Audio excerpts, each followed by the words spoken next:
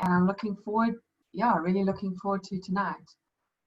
There's a couple things that I would like to share before we kick off. Is the purpose of this is really to give an sort of an overview of resilience and some of the things that might get in the way of resilience, but this by no means covers the whole topic of resilience. In fact, I feel like it just scratches the surface. So please bear that in mind. There are lots of different angles and perspectives, and I'm just going to be speaking about a certain side of resilience tonight. I really want you to leave with tools that you can start implementing straight away. So more than giving you information and background about why we struggle with resilience, it's to give you tools to use in your home, in your classroom, with your learners tomorrow. Well, that's the ideal. Please be gentle with yourself. We are all in really big, busy, pressured situations. I mean, that might be a generalization, but I think it's a fair statement. And just if you find yourself, if there's something I say, or if there's a topic we engage with and you feel like there's some emotion coming up around it, do what you need to do. Turn off your camera, go and get a glass of water, make a cup of tea, whatever you need to do to take care of yourself during this time. It's an hour, probably just over an hour, but we're going to try and stick to that as closely as we can. I'm going to offer lots of opportunity to ask questions, and hopefully I'll be able to answer most of those. We are gonna, the sort of second part of it's going to be quite interactive, so I really encourage you to participate where you can with what feels okay. There's no musts and shoulds and hard and fast rules. The only strong invitation is to take care of yourself.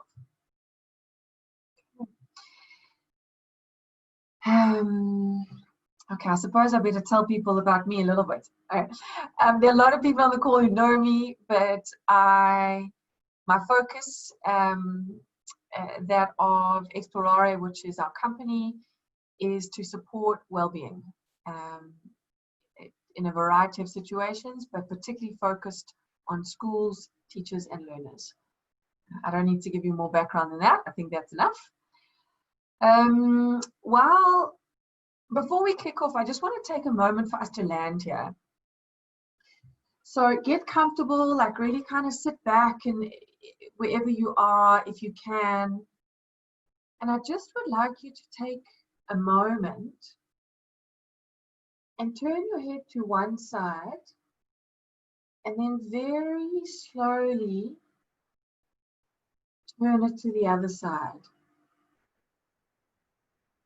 And while you're doing this, really notice what's in the space around you. I'm in my living room. I see my couch. Just really notice the space that you're in. And then gently back to the other side.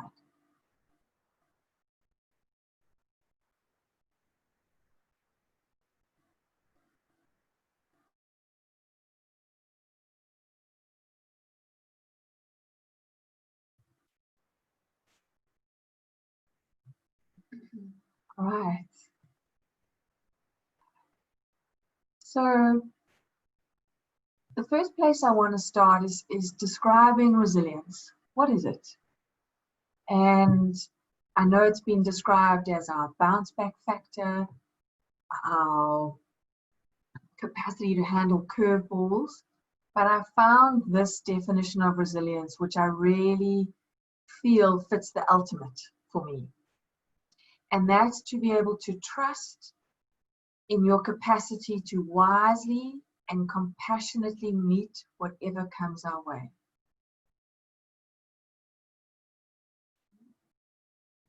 And so it's less about kind of bouncing back and being stoic and being able to handle what life throws at you. And it's much more about being able to navigate the situation you're in with more ease.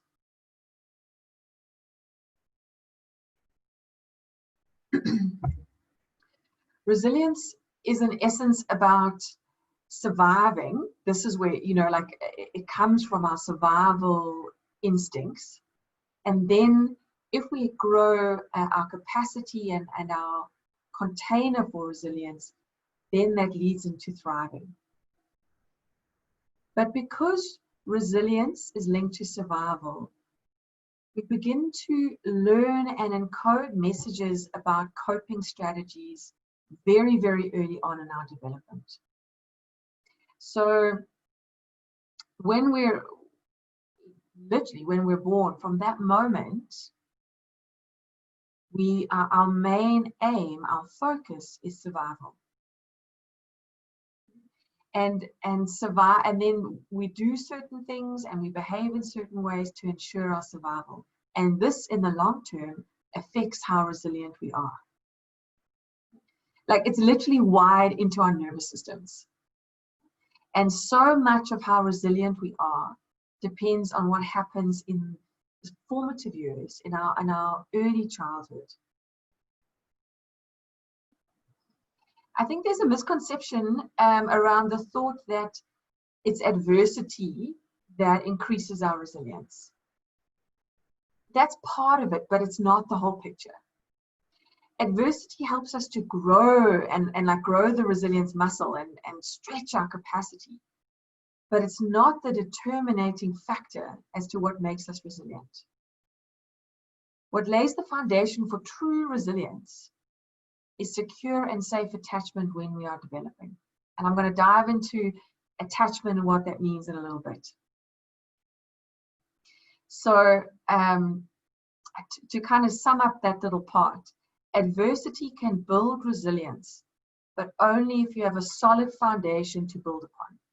If you only have survival strategies, coping mechanisms in place, as we grow, we strengthen those, and we don't actually strengthen authentic and stable resilience. So let's take a sort of bit of an imagination perspective here. Let's say we're growing a plant, right? And we've prepped the soil, it's beautiful, and it's got all the nutrients that we need. We're giving it the right nutrition, the water, the sunlight.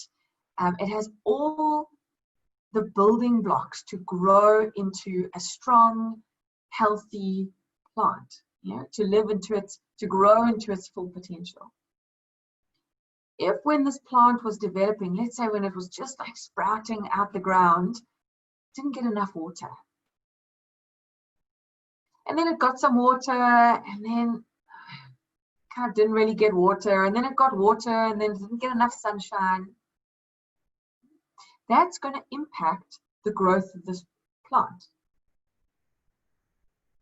It's going to impact its internal strength. So if we translate this to humans, the plant is our nervous system. If we do not have the right nutrients that are feeding our nervous system from when we are young, secure attachment with our caregiver, food, connection, a sense of safety, being able to trust that our needs are going to be met, we do not grow the neurological foundation for resilience. What we do is we find these adaptive ways to cope and survive, right? Which are incredibly valuable in the moment, but over the long term, they leave us a little bit compromised. They affect how we interact with the world. I feel like I've just like poured doom and gloom. The best part about everything I'm going to tell you tonight is that no matter what we go through, we have a neural plasticity. We're able to develop new neural pathways. We can look at the areas where there are adaptive strategies and learn how to do things differently. And that's up to forever and ever, as far as we know. I read a study which was really quite interesting.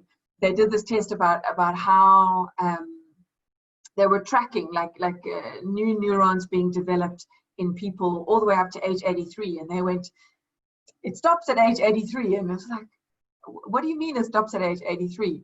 But what they meant was the oldest participant was 83, and they can't scientifically prove that from there on out. But up to that point, our capacity to develop new neural pathways exists. And this is, it's the ray of light in those moments where you think, flip, how is this ever going to shift? It does take care and time, gentleness and practice to build up new neural pathways. So we know that the wiring of the brain, so when I speak about our neurology, I'm talking about throughout our whole body, including our brain. It's the initial wiring is based on these early experiences. But we also know that healthy experiences can rewire the brain. So let me give you an example from my own life.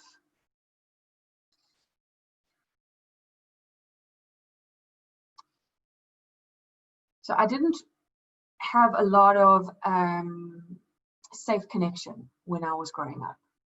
I didn't feel like I had a lot of safe connection.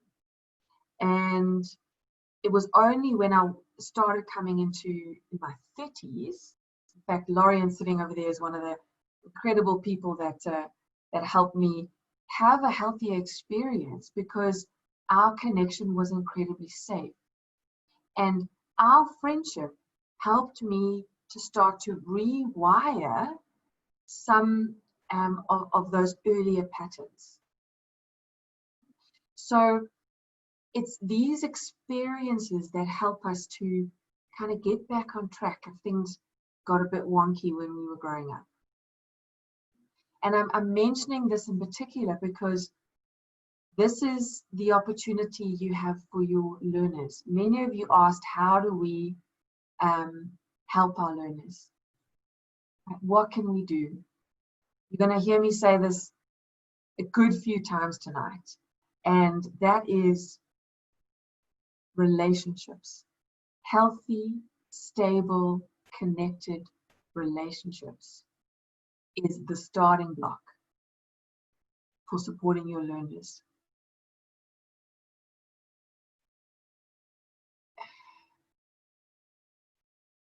There is no, I kind of want to say, this affects us all. No one is exempt from tough experiences in childhood. Some more than others, but relationship is the antidote. Anyway, I'm going to say that a lot, so you'll have to bear with me. So does anybody have, before I jump into the next kind of section, is that making sense? Does anybody have any questions regarding that? Okay, cool. So let's look at some of the things which influence resilience. I've touched on them, but now I want to do a little bit of a deeper dive into attachment. Okay? And this concept of secure attachment. I could do a whole day's workshop just on attachment theory, so I really am going to be skirting the surface of this. So secure attachment, when we are developing and when we are growing up, is when there is a stable caregiver in our world, in our space, that meet our needs. And so if babies, I'm saying babies and young kids, if their needs are met and responded to, they develop neural circuits which stabilize around the concepts of I'm important, I matter, I am loved. When a baby cries and someone's there to pick them up and feed, soothe, change nappies, whatever it is, that problem is solved. So what starts to get laid down is this understanding in us that when I ask for help, help comes. There are answers, there are solutions to problems that exist. And as this is our foundation, as we mature, this starts to integrate as feelings of trust, being loved, an inner sense of security. And as you can see, those, if I feel like I can trust the world, if I feel like I have people I can call on, this lays foundations for healthy self-development, healthy regulation of our emotions. And what I mean by healthy is the capacity to do it without having any of these survival strategies or adaptive strategies come in. It also lays the foundation for self-confidence. And I'll speak about this. I'm going to give you an example from my life around this as well. Before I do that, if a child's needs are not met,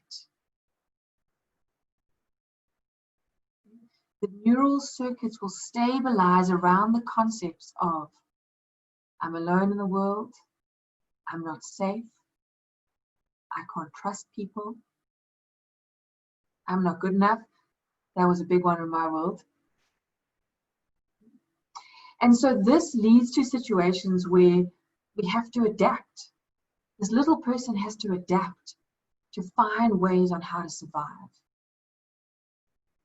And in that moment, that is perfect. In that moment, that is absolutely what needs to happen for that child to be okay.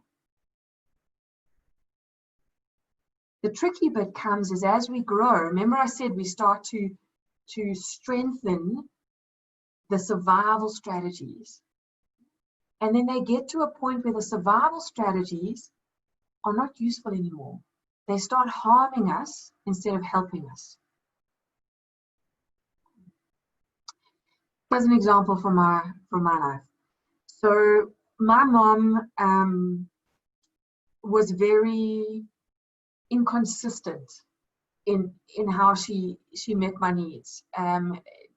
She very rarely did, and I never knew what to expect from her. One minute I could be shouted at, the next minute I could be ignored, the next minute I could be shamed, and oh, I'm making my mom is a really good person. I always feel so terrible when I say these things. This is not a blame. I'm not blaming here. This is just my experience.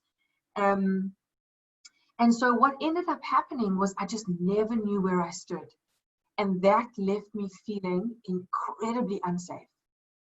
So what I did was I started to tune into her, on a deep level. And so if I could tune into her, I knew what was coming, and then I could adjust. Yeah, I could avoid the, whatever the situation or the, I could prep myself. I could survive the onslaught of whatever was coming my way. So this was very useful when I was little. However, when I got into my 20s, I used to do this all the time. Like, I used to tune into other people, not really looking after myself at all. And I had no boundaries, none whatsoever. But if everybody else around me was safe and sorted out, then I was okay. It led to fatigue. It led to me doing crazy things, like telling people, you can call me any time of the day and night. And people used to. I used to get people knocking on my door at like 3 o'clock in the morning. Can you help me? And of course, my response is, of course. Because if you're okay, then I'm going to be okay. But that wasn't useful. It wasn't useful for me. So that's where that strategy of tuning in to be safe moved into a maladaptive state. It was detrimental to my well-being. It was detrimental to my health. to the extent, I mean, this is one element, but to the extent where I actually ended up with chronic fatigue in my mid-20s. Because all I did was give and tune in to everybody else. Because my worldview, my neurology said, unless everybody is okay around you, you are not okay. You need to be tuned into every person in your environment to stay safe. Right? Malls were not a fun place for me, right? Because that's and it was all outside of my consciousness that I was doing this. So that's what we mean by, or that's what I mean by where a safety strategy has then been flipped. You know, a survival strategy becomes harmful rather than helpful. Okay, so if a child doesn't have secure attachment, that influences our capacity for resilience later on in life. Trauma. I'm not even going to open this box. I'm just going to briefly mention it. It's a big one.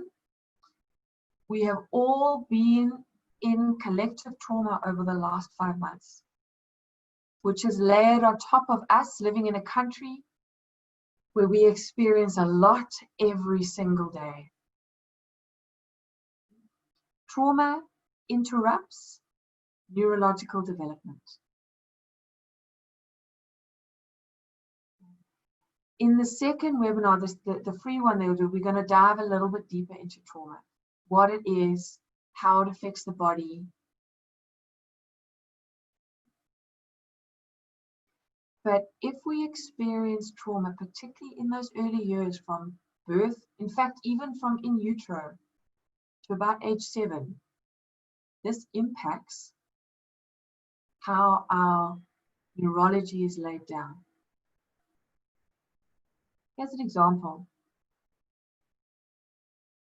And I just want to say here, trauma is not a competition. There is no like that trauma is worse than this trauma. It's just our experience of the situation is where we are completely overwhelmed and we cannot cope with what is happening. And that can look different for different people. But if I am growing up in a home where, let's say, parents drink excessively and there's a lot of physical aggression, in that moment, in those times, my only focus is on survival, which means everything stops, all the neurological development and brain development stops at that level, because that becomes our sole focus. So I'm going to get into now about the brain, the levels of the brain and why that's important. So, and I'm going to bring this up because this collective trauma that we've been in for the last 5 months, I know the teachers I've spoken to, you're seeing it already start to affect your kids. You're feeling it in yourself. The stress and the strain of living in this mode where we feel like we have to be constantly aware, constantly vigilant. I'm going to hazard a guess that many of you have been more fatigued than normal. Many of you have not been able to do the same level of work. I should just speak for myself, me. I have not been able to do the same level of work as kind of pre-COVID. These are all indicators that we're in a state of survival, that has become our focus. So linking this to brain development, anything that interrupts the normal and natural brain development. So we've got our survival brain, which is generally our fight or flight response. And then we kind of move one step up into kind of our middle brain, our limbic center. This is where a lot of our emotional regulation sits. And then sort of the final phase of brain development is our prefrontal cortex. So it's the part that sits behind our foreheads. It's not that simple, but that's like a general overview. So resilience, certainly later on in life, requires a developed prefrontal cortex. So, and a prefrontal cortex requires that our baseline neurology is stable. But if we've had these stressful situations growing up, that baseline is not stable. And then all our attention goes into our survival strategies and not into other executive type functions. So I want to share a slide with you just around the prefrontal cortex. Some of the things that can be displayed if your prefrontal cortex is not functioning at optimum level. Okay? This doesn't mean that it's not developed. It just means in that moment we might be in a lot of stress, which starts to send our prefrontal cortex offline. We might be in a state of overwhelm, which means we lose some of our capacity to access this prefrontal cortex. Oh, hold on, I need to do the share screen quickly. Oops. Okay. Can everybody see that? Not yet. Maybe I need to make you the host for that, Kate. No, here we go. No. Okay, cool. Can you see that now? Yeah, I can see the Okay. executive functioning. Super. So I just want to take a moment and read some of those things. And just notice how many of them apply to you, but certainly how many of them apply to your learners.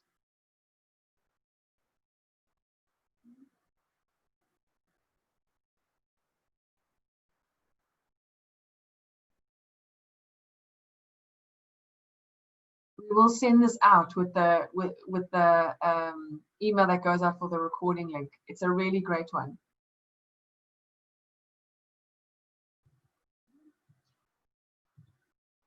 How many of you noticed even one thing out of that list that you've experienced in the last 5 months?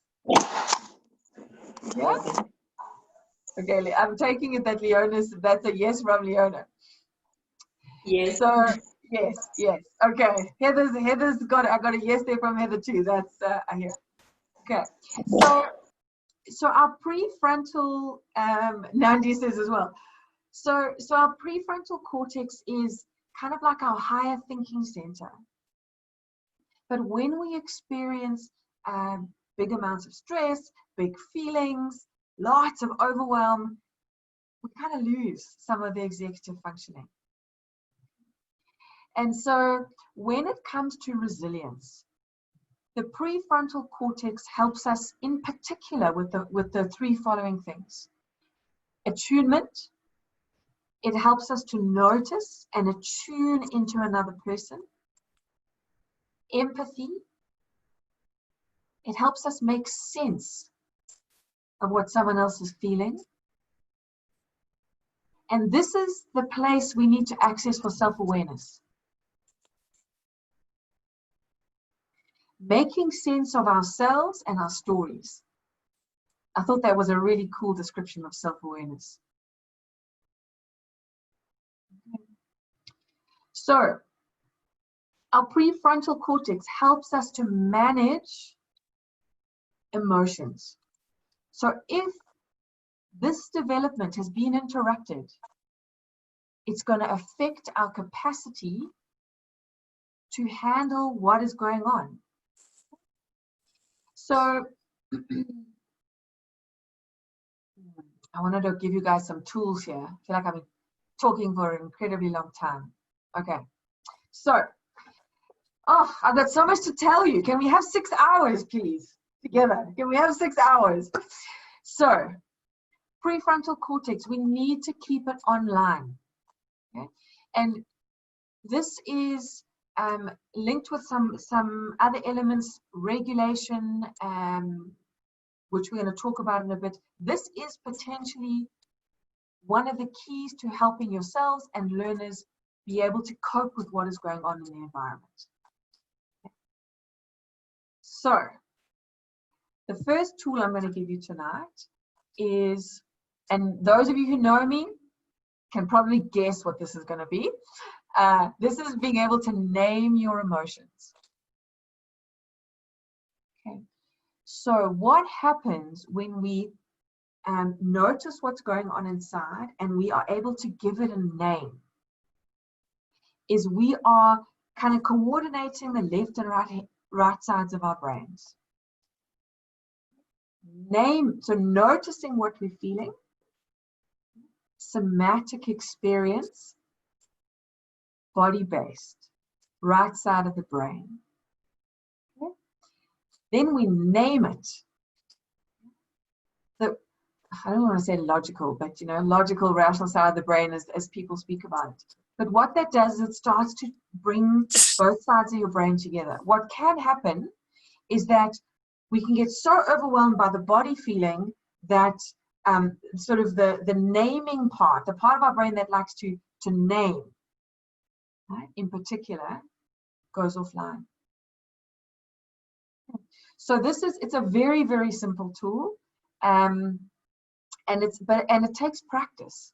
How many of us, I had this experience 2 weeks ago where my prefrontal cortex went offline 100%. And well, almost 100%. And I couldn't even, I was so frustrated. At that point, I didn't know what I was feeling, but I was literally shaking. And I couldn't get a word out, and I just was like, it was like that kind of moment, and of course I have lots of tools that I can use, but I was so triggered, I was so flooded with feeling that I couldn't get my thinking brain online. And so the more we practice, sure, that was about 30 seconds of that, but that can go on for a long time for us, for kids. Their brain can stay in that overwhelmed state for quite a while. So if we can name what it is we're feeling, that helps to reduce the intensity, also helps to bring the prefrontal cortex online. How's everybody doing? Overwhelmed, hey? Is it information overwhelm? I hope not. I hope I've paced myself this time. I'm well known for giving a lot of information. Okay. I'm just going over my notes to make sure I've covered everything here. I'm going to share another slide with you and talk you through something here quickly.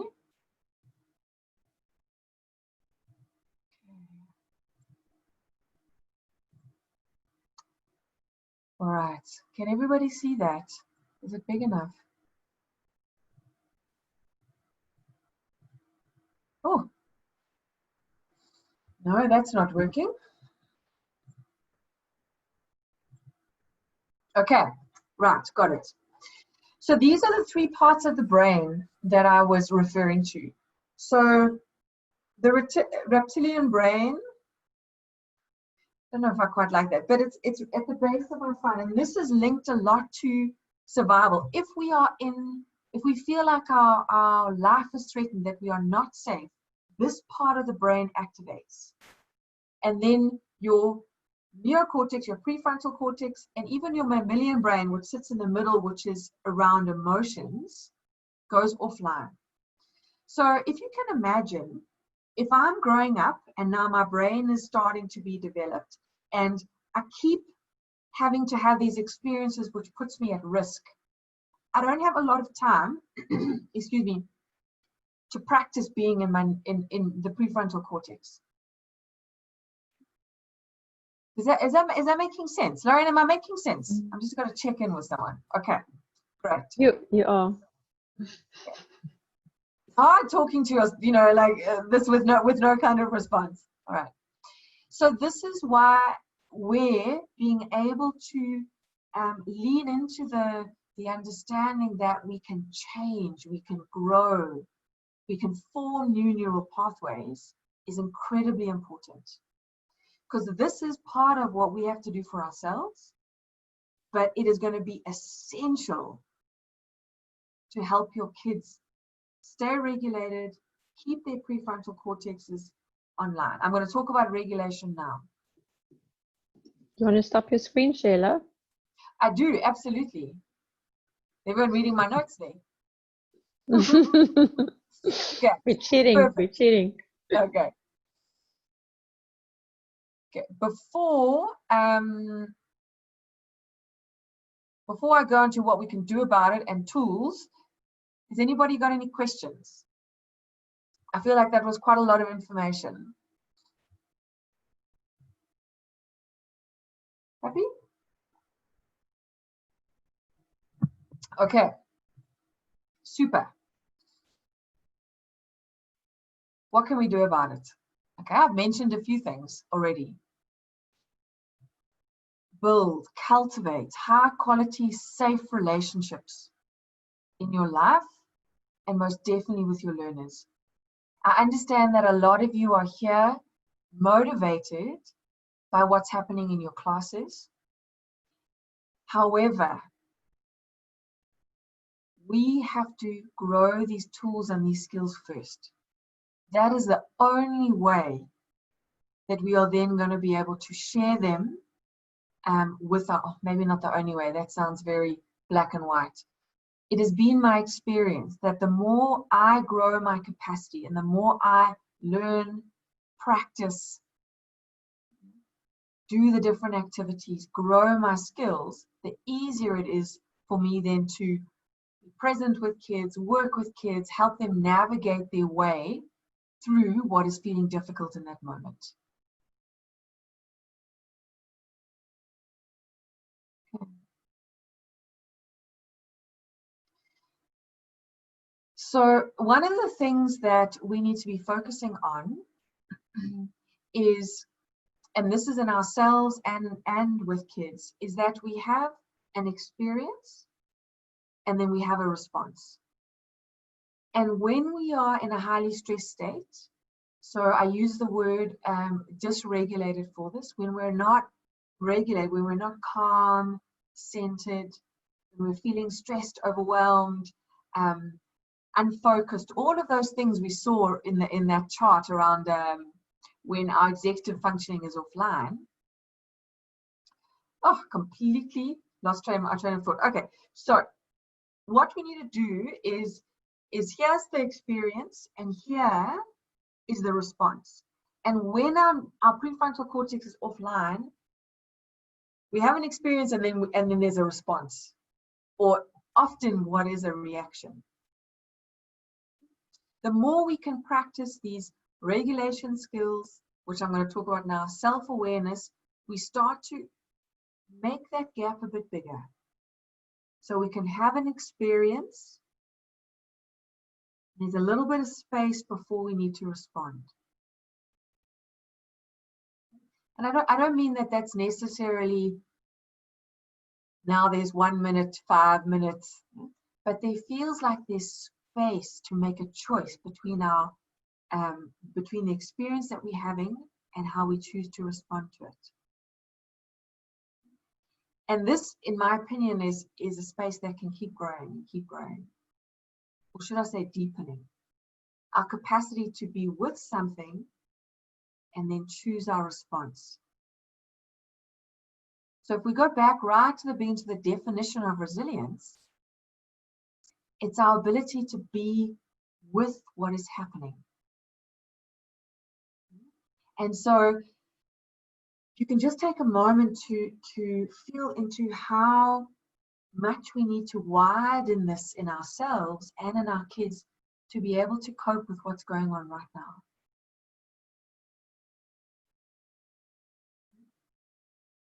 What I've seen happen, certainly with a lot of grown-ups and with kids, is that the space in between has got very, very narrow. So the first thing that you can do, I'm going to say this again at least 6 other times before we end, is relationship. connection helps the space to increase. Provided me, being the grown-up in the room, has a sense of stability, right? If I'm like totally freaking out and I'm like, my Zoom's not working, or if you're teaching online or in class, let's say you're rushing into class and I'm stressed, you know, and I haven't managed to do everything I need to do and I'm not prepared, you know, then the kids in your class are not, they're not going to be able to tap into you, you know, for that sense of calm. So this is why it's important that we grow the space first, that we notice when we don't have space. That's the self-awareness. Oh, my space is incredibly small today. What do I need to do to just expand it? What do I need to do to bring a bit more calm to my system?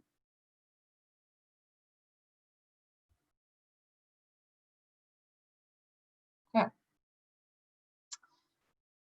I'm hoping that is making sense. Right. Teachers are like, just give us the tools already, Kate. All right. So here we go. We're into the tools. We're going to have some fun. I'm going to speak about five C's of resilient coping, and this comes from a book called Bouncing Back by Linda Graham. It's a fantastic book, and she's definitely one of the top experts on resilience. So when we're looking at the sort of cornerstones of resilience, first is calm. Can you stay calm in a crisis? Can you stay calm in a day? You know?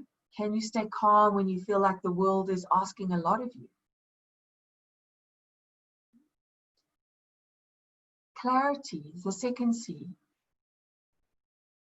Can you see what is going on in the outside world and notice your internal response?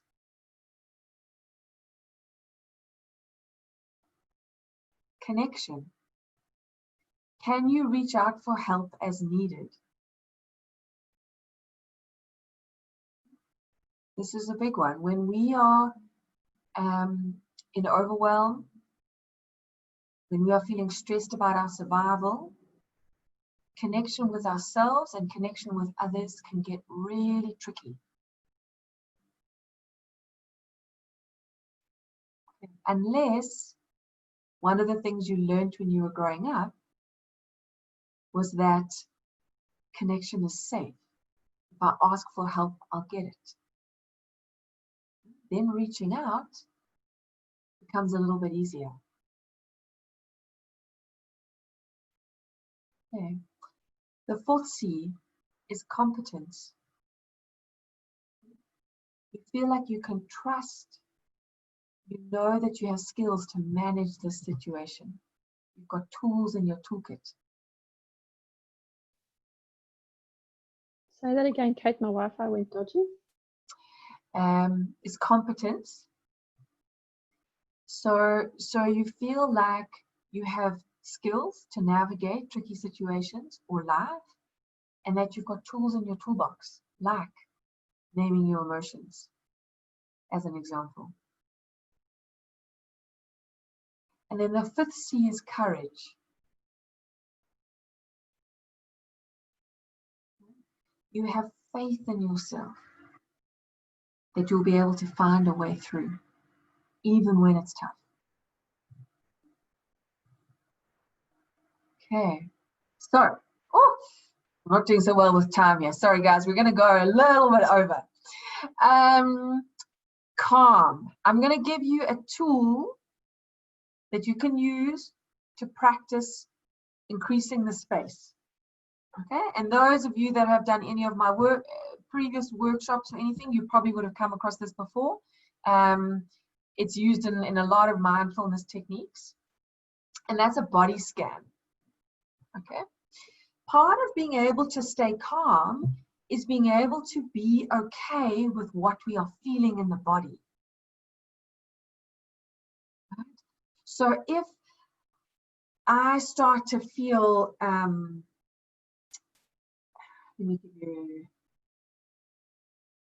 stress at exam time, Okay, and I've got all that sensation and nervousness and everything running through my body, and that feels overwhelming, I'm not going to be able to stay there. Okay? I'm going to want to distract myself. Okay? And that might mean I end up looking out the window and daydreaming for 15 minutes, and then like, oh, flip, I'm supposed to be writing an exam. So we want to increase our capacity to stay with the sensation that's happening in our bodies. Okay. So, body scan. We're going to run through a mini version of it, but in its simplicity, it's taking the time to notice what sensations you're feeling. Not doing anything with it, not creating a story about it, just noticing. So wherever you are, if your feet are on the ground, that will be great, but if not, that's also okay. You're going to take your attention, your internal awareness, into your feet. So put your focus into your feet and notice what sensations you feel.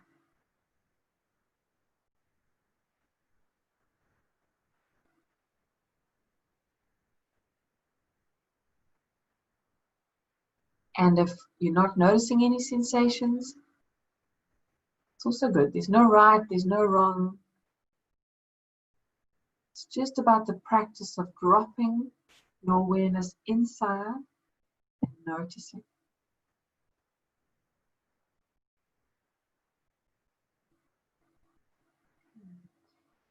Now, just scrunch your toes or tense your feet. Just put a little bit of tension in there and then relax.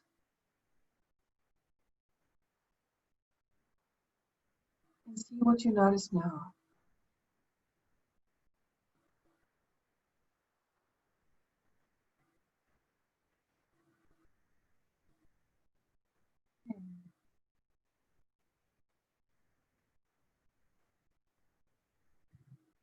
Right. So the more you practice this, the easier it gets. Lauren, if you can make a note with this recording, I'm going to send a body scan audio where I'll do a 5-minute scan where we go through the whole body as something that you can practice. When we can become aware of the sensations in our body, it allows us to stay with and attuned to our experiences. So remember, one of the elements of the prefrontal cortex is attunement to self and attunement to other.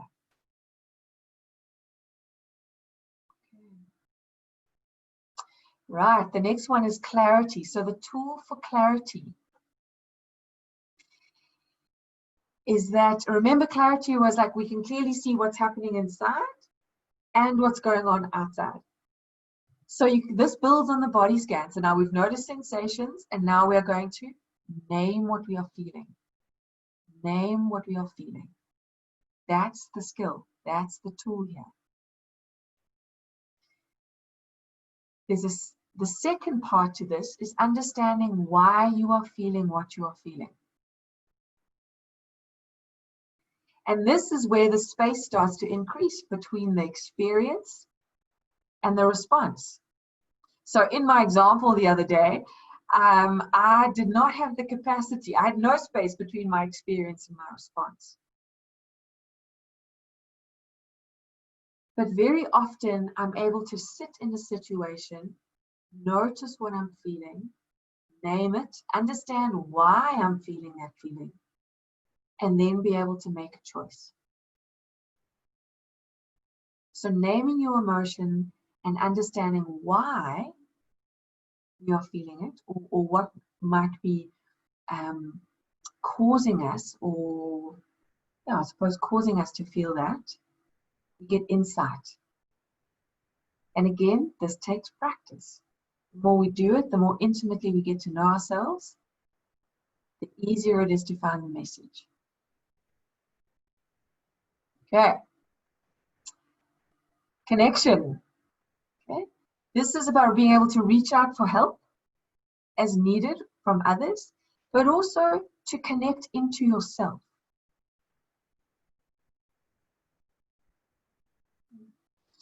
So in your classrooms, much of this is based around creating emotional safety with your learners. So to create opportunities where they can ask for help and then receive it. It seems like a really simple exchange. But if I'm a person, I never used to ask for help in school. No surprise there, right? Given what I've shared already. Why am I going to ask for help? You're not going to help me. So, Lauren, did you want to say something? There's been a very good question around this from one of the teachers around asking for help. If you're working with grade 9 boys, this can result in much giggling and silliness. How would you handle something like that? Asking if they ask for help, or I'm not sure I've understood the question. Sue, do you want to just chip in there?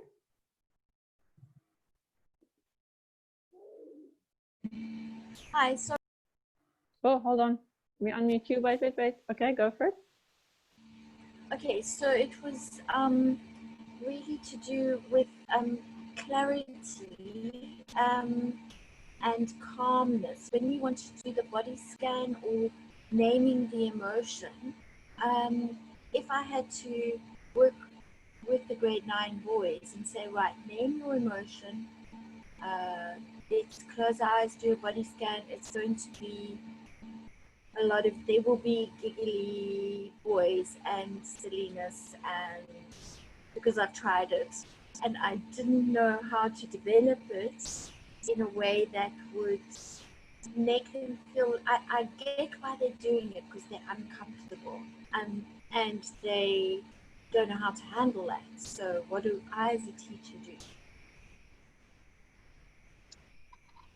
Thanks. It is a good question, and of course these are just there's a range of tools, and I think they need to be adapted for the humans that you're working with, you know, for your learners that are there. So when it comes to teenage boys, and depending on your school environment, but I would go with taking a little bit of a more obscure route, and if there are a campus of a school that is like big into rugby, let's say, or big into some kind of sport, our sportsmen in the last year most of them have all done really heartfelt stuff, you know, where they've stood up and they've activated emotion. You go there, you give that as an example and say, what do you feel when you watch this? And then you can do something completely silly, and you can put on flipping, what's his name that did Baby Shark, you know, do you know the song? Yeah. And so just flip them between, because that's all we're asking for. We're asking them to develop the capacity to notice what they're feeling. And we have a stigma, unfortunately, in our culture, that feelings are, you know, we don't go there. So it's about making it accessible. Do the haka with them, yeah. Put it on, follow it. Like, what do you feel when you do this? Like, this is or like a Zulu dance, something that evokes emotion, that helps them tap into that might just bypass the kind of stigma around it. I hope that helped. Okay, beautiful. Right. Okay, so we're going back to connection, and we're talking about asking for help. I'd like you to take a moment and remember the last time you needed help. What did you do? Did you ask for help? Or did you just decide to figure it out yourself?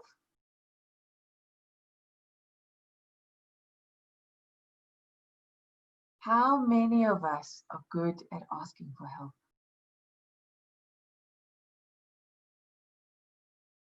It's not so easy. No, it's not. Oh, I see Lorian's gone into load shedding. We lost it. So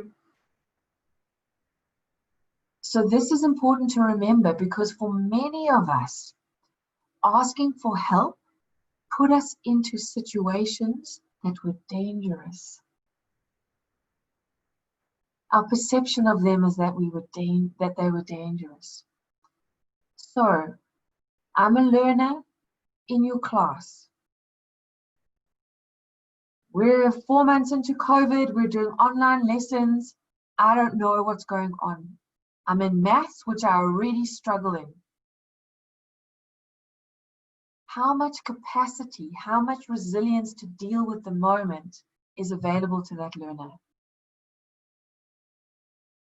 Hardly anything. They're deep in their emotional response. And then to say, ask for help. And of course, as teachers, we like, just ask for help if you need it. Is everyone okay with the technology? And the kids go, yes, ma'am, you know. But meanwhile, inside, that's, or they don't go, yes, ma'am, or they pretend they're not interested or couldn't be bothered. Or they show up late for class. Remember going back to that graphic of the executive functioning? This can show up in so many ways. Okay, so build connection wherever you can. And this is a fun exercise which takes a little bit of courage from you as the teacher, and I'm sure many of you have probably done it, but it's a gibberish. It's using gibberish, so just nonsense speak. Laughter helps us move emotion. So how this would work is you would ask everybody that's there in class, everybody to turn on their microphones if it's online, and you would just talk. And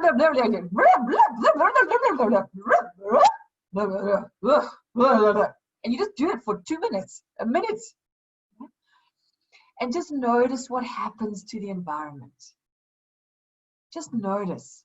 So we connected because we're doing something a little bit silly. And even people who are a bit nervous to do this will still feel it. It breaks us out of the kind of stuckness that we can get into when we're in that sort of overwhelmed state.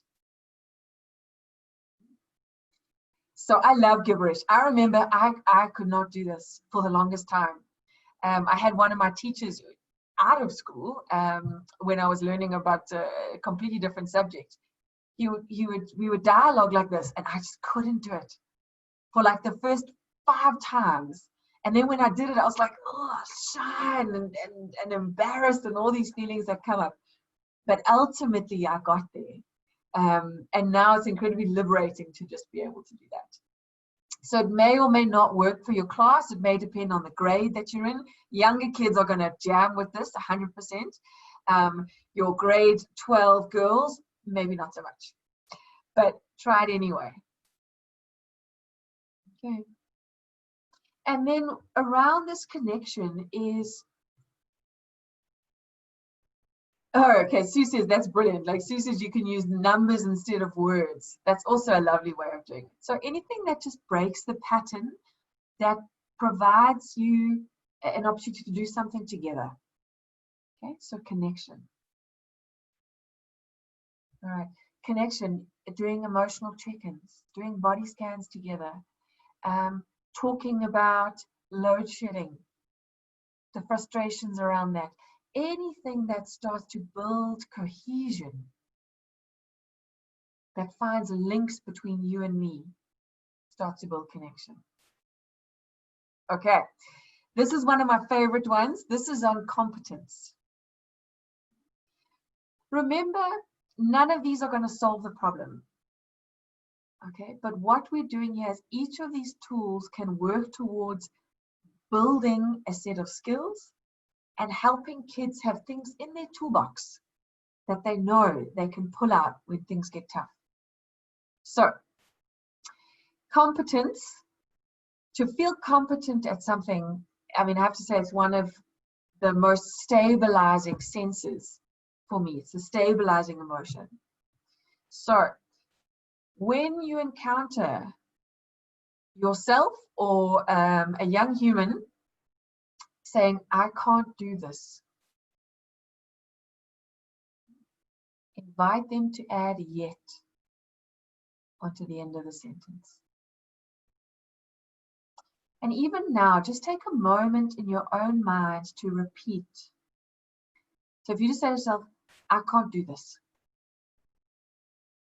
Notice what happens inside. Notice what happens to your body. Now say the sentence, I can't do this yet. And notice what happens. The beautiful thing about establishing new neural pathways is the simpler, the better. Simple and often. That is what helps you lay new neural foundations that can become strong and stable over time. And this one is just because I love it. Okay?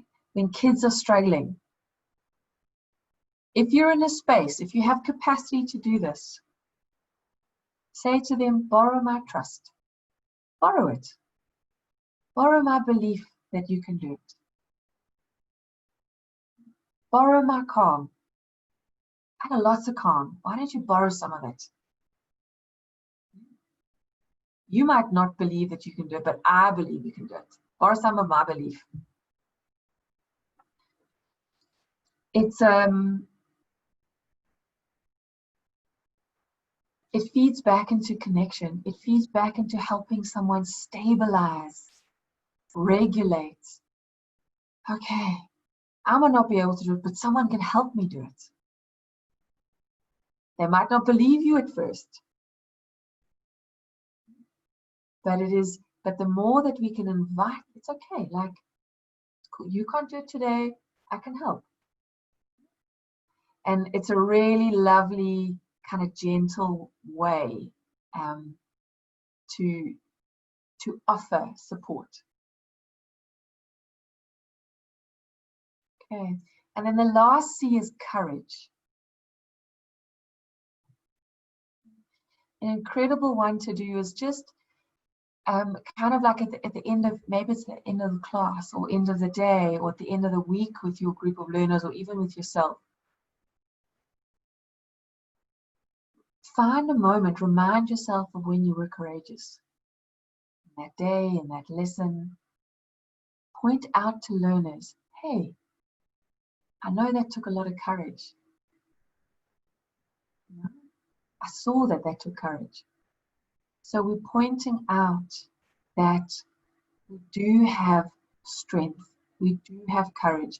Otherwise, that one math problem that we struggled with and came back with and asked for help with and still got wrong can be like, I still got it wrong. And we miss the journey that we went on to still get it wrong. Okay. But it took all these things to get there. So to really remind your learners wherever possible that, yeah, I noticed, like you had to really dig deep, or you had to bring your focus back. You had to be brave to show up again to answer that question. Find moments, and courage is showing up and saying how you're feeling. Courage is the willingness to go, I'm not okay. It's all these little moments that matter. Not, of course, the big events are amazing, but it's these little moments that build competency, courage competency. Maybe I should come up with that where I'm like, oh, actually, I can do this. It's hard, but I can. Oh, and I can. Right. So then another one, which is a body-based practice, is if you're finding that your class is struggling, or is that you take a pose, yeah, you hold a pose that feels empowering to you. Call them superhero poses, particularly when I worked with the younger kids. Because when we take a particular pose that feels strong,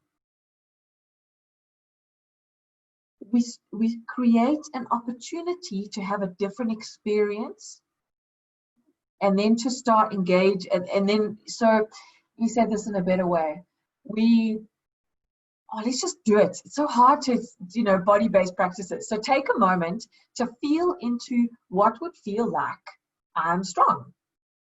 Yeah. So did you notice what I was doing even as I started talking? So I was sitting, my shoulders are back, my chin is up, like I'm strong, like my hands are clenched, not in anger, but in like I'm feeling like I've got this.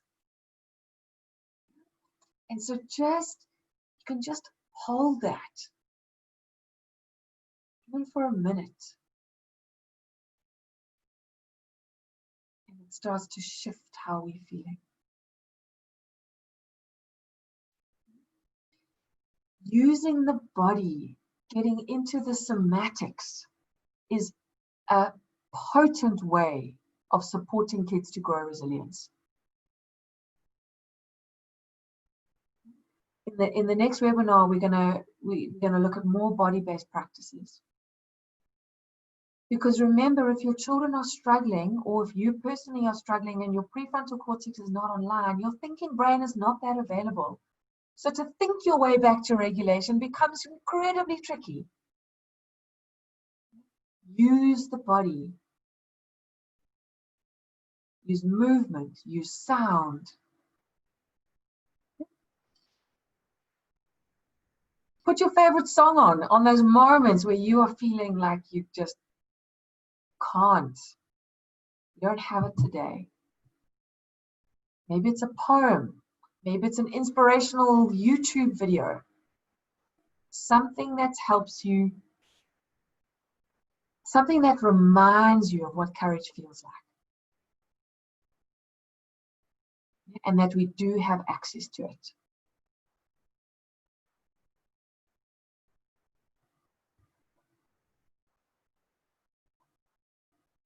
Okay, I will send all of these tools and things all in a nice, beautiful, beautiful summary.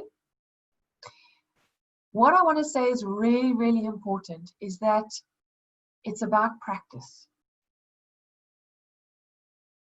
We can't start on a Monday and do a body scan and think by Wednesday your kids are going to have built resilience. It takes time. And I don't say that to like kind of be in a negative, but it took us a long time to get to the place where we are. Even in a 7-year-old, 7 years is a long time for a certain pattern, a certain neurology to have developed. So it's going to take time and repetition to build these skills and to build new neural networks.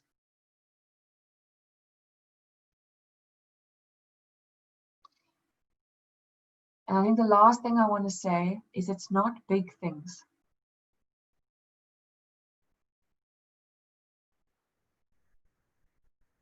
It's not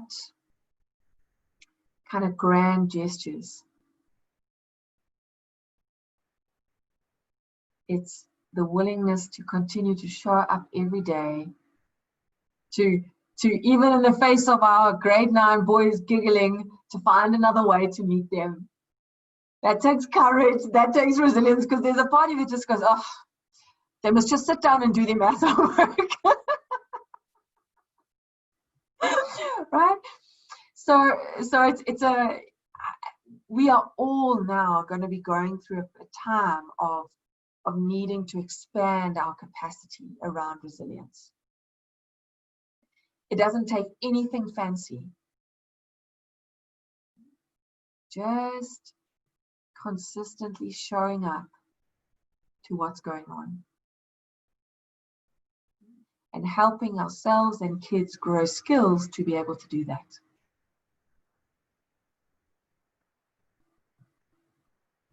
If that makes sense. Okay. Oh, Kurba's 8. I did not do well on tying today. Thank you everybody for still being here.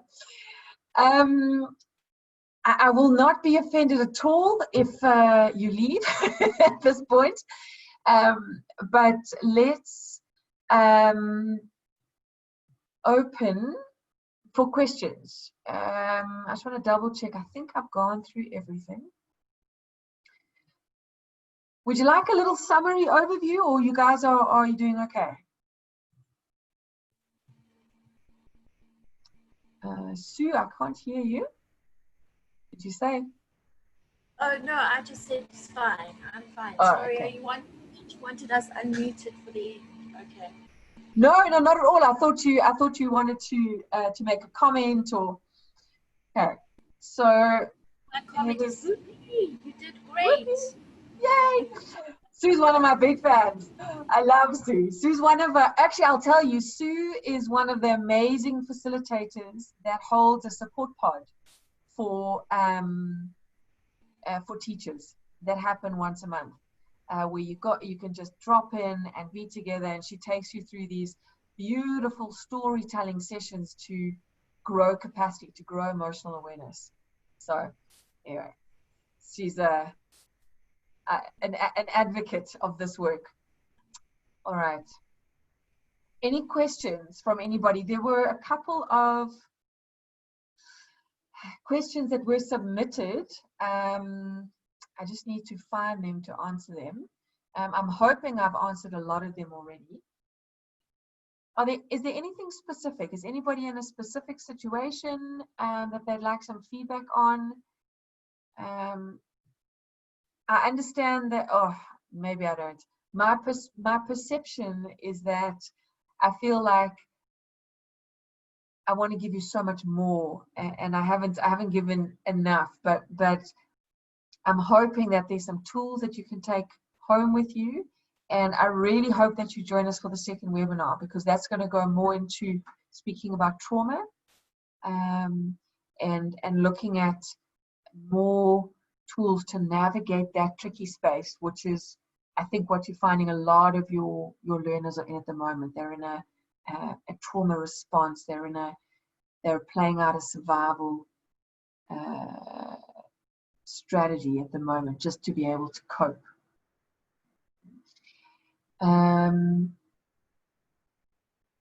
We're just at the beginning. This is not a doomsday thing here, but we're just at the beginning of seeing the impact of what the last 5 months have been. So I can never, no, I'm actually going to ask that you make this a priority in your classrooms for yourselves, that these skills of self-awareness, of reaching out and asking for help, of noticing when you're in overwhelm, all of these things, please practice. This is what we're going to need going forward.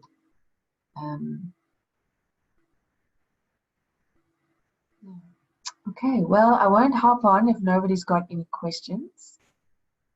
I was just trying to think. There were a couple of questions around how to kind of maintain resilience in ourselves, like in, when we've got tough family situations, and then class and that. I'm hoping I've answered that. Find something that works for you, that is a skill that you feel drawn to, and practice that first. Just choose one, and try and practice on a daily basis and see where it goes from there. Okay. Thank you, everyone. It was a real pleasure and an honor to have you all here. And I'll let you know when the next date is. Hopefully, we won't have load shedding at that time. However, I do believe that Eskom, you want to talk about resilience. we South Africans have to dig deep because there's a whole lot of things that come our way that challenge our emotional stability. Yeah, so thank you, everyone. Emails will go out probably on Friday morning with the recording and the notes. If there's anything like a burning question, just reply to the email and I'll do my best to get back to you. Okay. Good night. Thank you. Thank everyone. you. Take good care.